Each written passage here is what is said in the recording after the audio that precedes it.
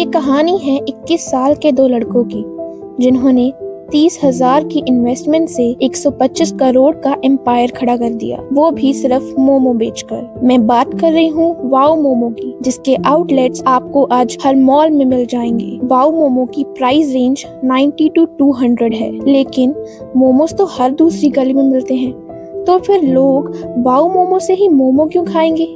तो चलिए समझते हैं वाओ मोमो की कहानी। तो ये बात है 2008 की। वाओ मोमोज के फाउंडर सागर दरयानी और विनोद कुमार कोलकाता के सेंट जेवियर कॉलेज में अपनी बीकॉम की डिग्री कर रहे थे। दोनों पहली बार वहीं मिले थे। दोनों को मोमो बहुत पसंद थे। विनोद तो है भी नेपाल से, तो मोमो उन्हें कैसे ना पसंद होते, और सागर को भी मोमो खाने बहुत पसंद थे। 2008 के टाइम पर मोमो इंडिया में मोस्टली एक चीप स्ट्रीट फूड के रूप में देखे जाते थे। मोमो रोड साइड ठेले, छोटे स्टॉल्स पर मिलते थे। उनका ना तो कोई प्रॉपर ब्रांड था, ना ही फिक्स्ड प्राइसिंग और ना ही हाइजीन का ध्यान रखा जाता था। सबका टेस्ट अलग अलग होता था और कोई क्लीन डाइनिंग एक्सपीरियंस भी नहीं था। लेकिन एक चीज बहुत क्लियर थी कि लोग मोमोज खाने बहुत पसंद करते थे, चाहे वो कॉलेज स्टूडेंट हो, ऑफिस एम्प्लॉयज हो या फैमिलीज। सब लाइन में खड़े होकर मोमोज खाते थे। मोमोज की डिमांड बहुत हाई थी, पर मार्केट पूरा अनऑर्गेनाइज था। यही गैप सागर दरयानी और विनोद कुमार ने नोटिस किया।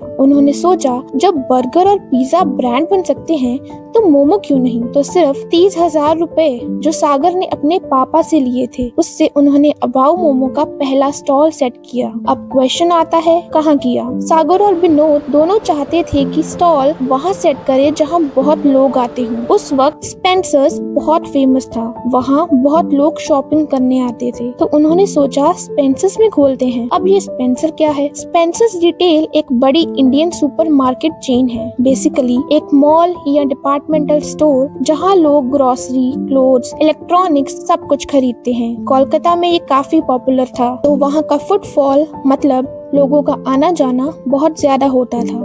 तो अब दोनों स्पेंसर रिटेल के पास गए और उन्होंने कहा कि हमें मोमो बेचने हैं, थोड़ी जगह मिल जाएगी यहाँ पर?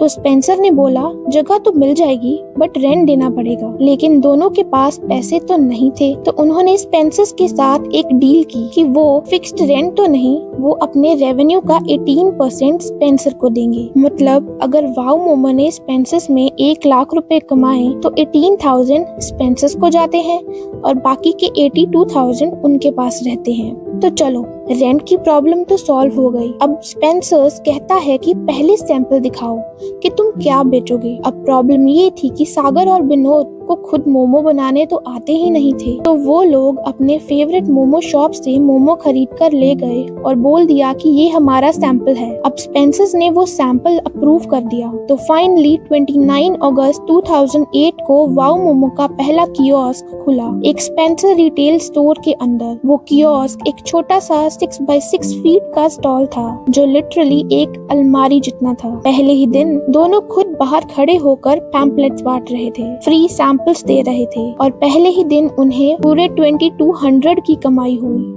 और पहले महीने में उन्हें 53,000 की कमाई हुई। पहले महीने की सक्सेस देखकर दोनों रुके नहीं। अगले 2 सालों में उन्होंने मॉल्स, टेक पार्क्स और हाइपर मार्केट्स में और आउटलेट्स खोलने शुरू कर दिए। इस सफर में दोनों को बहुत मुश्किलें आईं, जैसे कि गवर्नमेंट के लोग उन्हें आकर फाइन लगा जाते थे क्योंकि उनके पास कोई भी प्रॉपर लाइसेंस नहीं था, जो एक फूड आउटलेट के पास होना जरूरी होता है। तो उन्होंने धीरे धीरे सारी प्रॉब्लम सॉल्व करी और वाओ मोमो के आउटलेट्स कोलकाता से बाहर भी लॉन्च करने शुरू कर दिए। 2013 में उनको best food and agri products और best SME of the year award भी मिला।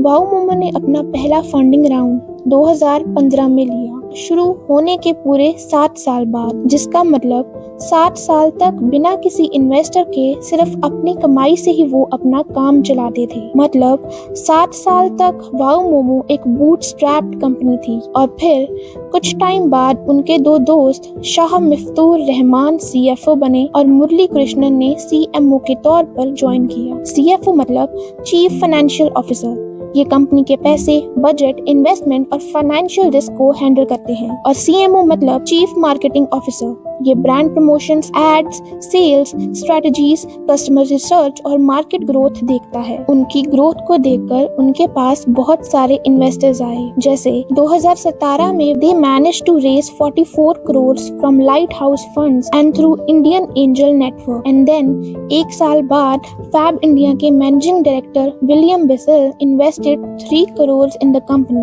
which helped Wow Momo to reach a valuation of 300 crores.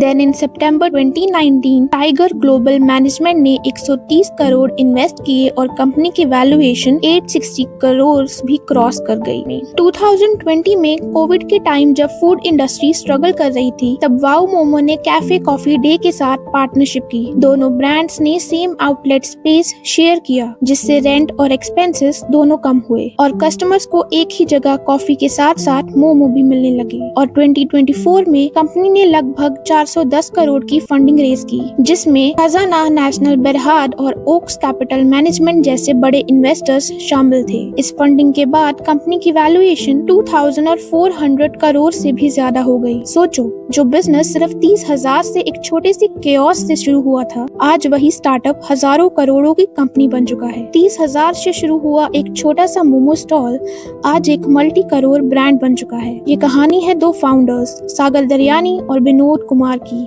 जिन्होंने एक सिंपल स्ट्रीट फूड को एक ऑर्गेनाइज्ड ब्रांड बना दिया।